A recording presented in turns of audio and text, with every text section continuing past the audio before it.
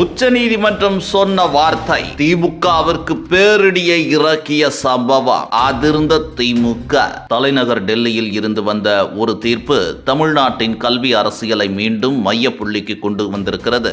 ஒவ்வொரு மாவட்டத்திலும் ஜவஹர் நவோதயா வித்யாலயா பள்ளிகளை அமைப்பதற்கு தேவையான நிலங்களை 6 வாரங்களில் அடையாளம் காண வேண்டும் என்று உச்சநீதிமன்றம் தமிழக அரசுக்கு உத்தரவிட்டுள்ளது. இந்த உத்தரவு மொழி விவகாரம் அல்ல, ஏழை கிராமப்புற மாணவர்களின் எதிர்காலம் என்பதையே மையமாக வைத்து வழங்கப்பட்டதாக நீதிபதிகள் தெளிவுபடுத்தியிருக்கிறார்கள். நவோதயா வித்யாலயா என்பது சாதாரண பள்ளி அல்ல. கிராமப்புறங்களில் இருந்து திறமை உள்ள மாணவர்களை தேர்வு செய்து 6 முதல் 12ஆம் வகுப்பு வரை முழுமையாக இலவச கல்வி, தங்குமிடம், உணவு, உடை, புத்தகங்கள், பயணச் செலவுகள் உள்பட அனைத்தையும் அரசு ஏற்றுக்கொள்ளும் மத்திய அரசின் கல்வி திட்டம் இது. நாடு முழுவதும் 650க்கும் மேற்பட்ட நவோதயா பள்ளிகள் செயல்பட்டு வரும் நிலையில் தமிழ்நாடு மட்டும் இதுவரை ஒரு பள்ளி கூட இல்லாத ஒரே மாநிலமாக இருக்கிறது. இதற்கான காரணமாக 3 மொழி கொள்கை என்ற அரசியல் நிலைப்பாட்டை மாநில அரசு முன்வைத்து வருகிறது. ஆனால் உச்சநீதிமன்றம் இதை நேரடியாக மறுத்துள்ளது. மாணவர்களுக்கு தரமான கல்வி கிடைக்க வேண்டியது அவர்களின் உரிமை. ஒரு மாநிலம் மத்திய பாடத்திட்டத்தில் படிக்க விரும்பும் மாணவர்களின் வாய்ப்பை மறுக்க முடியாது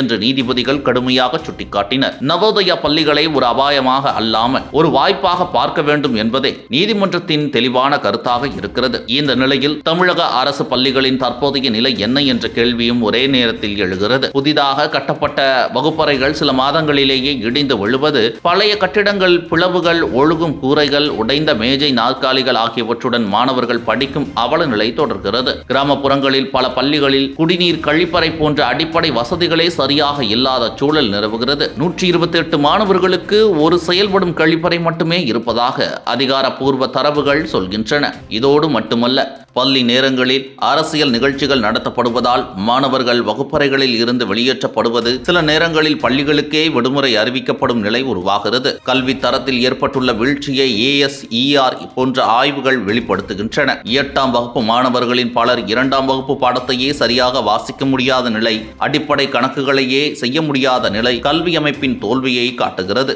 இந்த நிலையில் ஒரு பக்கம் அரசு பள்ளிகளில் இவ்வளவு சிக்கல்களில் சிக்கியிருக்க, மறுபக்கம் நவோதயா வித்யாலயா போன்ற முழுமையான இலவச கல்வி வாய்ப்புகளை தமிழக மாணவர்களுக்கு மறுப்பது யாருக்கு லாபம் என்ற கேள்வியும் தவிர்க்க முடியாததாகிறது. தனியார் மற்றும் அதிக கட்டண பள்ளிகளுக்கே இதனால் மறைமுக பலன் கிடைக்கிறது என்ற விமர்சனமும் வலுத்து வருகிறது. இறுதியாக அரசியல் காரணங்களால் கல்வி வாய்ப்புகள் பறிக்கப்படும் போது அதற்கான விலையை செலுத்துவது மாணவர்களின் எதிர்காலம்தான் என்ற உண்மை மீண்டும் ஒருமுறை வெளிச்சத்திற்கு வந்திருக்கிறது.